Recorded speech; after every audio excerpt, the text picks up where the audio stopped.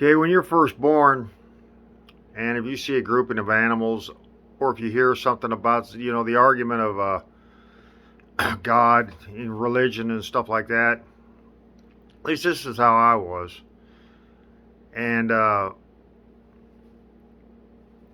which is nonsense to you, because you don't. It's they're saying, you point at something, there's nothing. It pointed and made stuff, and instead of a slow growth universe, which is what I believe in, where plants have died over infinite, and the chemical they die and they leave behind minerals. And you think, well, where'd all this stuff come from? Well, there wasn't a brain around to figure out the very first existence of something that was from space, which space is virgin, which is nothing. So anything called the universe means that it's contamination of virginity or space, which is virgin if you go out far enough. But even if you go out far enough, your thought is contaminating space. So you take space, all of space, which is infinite, never ends,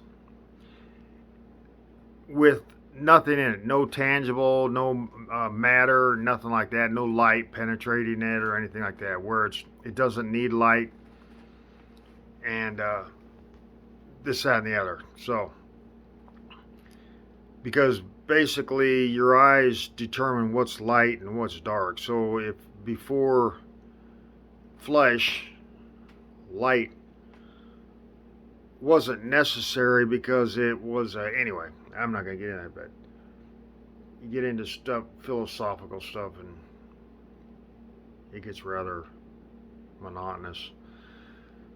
So the first thing you think about, if you hear about God, then you see a group of animals and you think, well, that's got to be where we came from.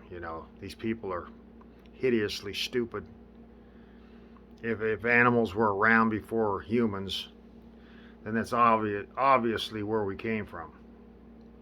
And then, of course, evolution tries to take over and tries to tell you it's stair-step monkeys instead of the whole animal kingdom, which also made monkeys, because monkeys and all the stair steps are made from animals practicing making humans, or their evolution of thought, basically, what life is evolution.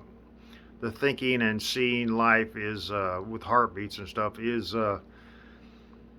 evolution of thought, because we've just evolved through the thought of everything that's on the planet. So man trying to push itself in with books and stuff saying an image of man created man. Well, you've originated that, or you haven't. I'm just saying how I came about it. I originated that it's the uncontrolled, uncensored, combined thought of all the animals is what made humans, because it was just evolved thought. And they made the monkeys, and then they just stair-stepped their way up. They constantly improved and made this, that, and the other. It wasn't monkeys evolving on their own and everything else is just stupid. It's the whole animal kingdom thinking as one. But they don't do that anymore, because now we exist. Or whether the thought is still evolving within us, and what we do is from what they've thought, and we claim it as our own. So because there's so many that it filters out that animals aren't thinking for us, that we're doing it ourselves. But anyway, so if you believe,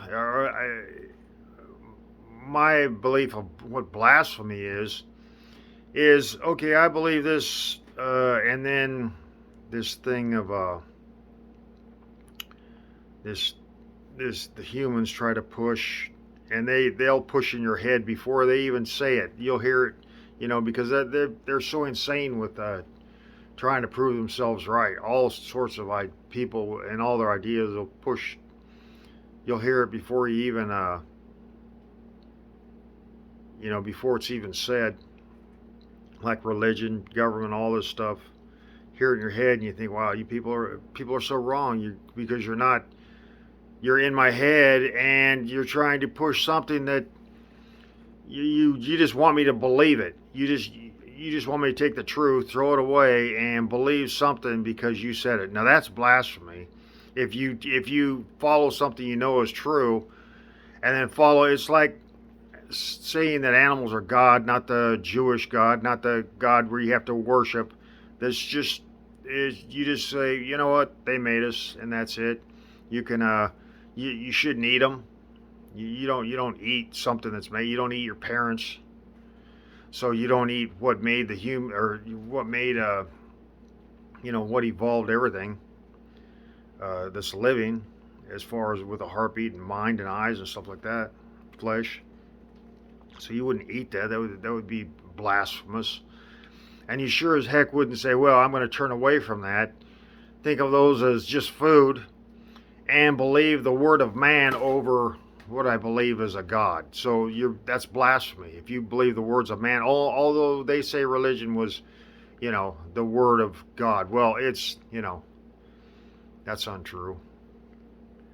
You can believe it any way you want, but if you first believe that animals made us, and then you just say put that aside, and you start, you eat them even though you know it's wrong to kill and eat. I mean, there's a lot of people that the only answer they turn to for eating meat is, well, God, or that's the way we are, and that's the way it's always been.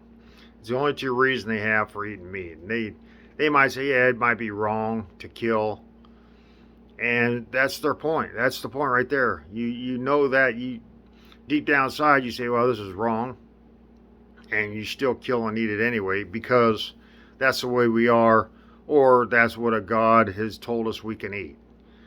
And that's basically the two reasons. Or you're doing it because of tradition, because everybody in your family, and you're afraid to break with tradition. Anyway, you're gonna do what you're gonna do, but that's the reason I believe that if you eat meat, it's basically blasphemy. It is. And if you breed against it, it's blasphemy. So if they were making us, then they should continue to make us, because that would be the true evolving of what is natural instead of what we believe is natural. And just we're basically blasphemers if you breed and eat meat.